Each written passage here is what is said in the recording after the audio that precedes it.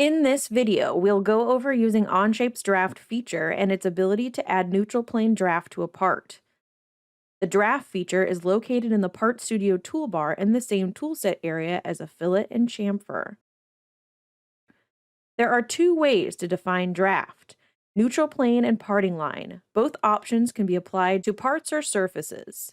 The neutral plane option applies angles to faces based on a designated direction, while the parting line option applies angle to faces based on sides of a designated edge.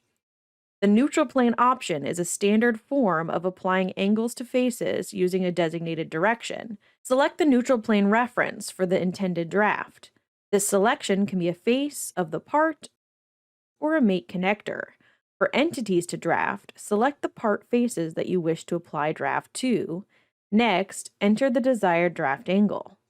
An opposite direction button is provided for switching between inward and outward facing drafts. In situations where you have tangentially connected faces, you can use the tangent propagation checkbox to continue the draft across those faces.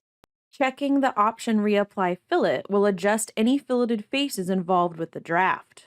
Accept the draft to apply.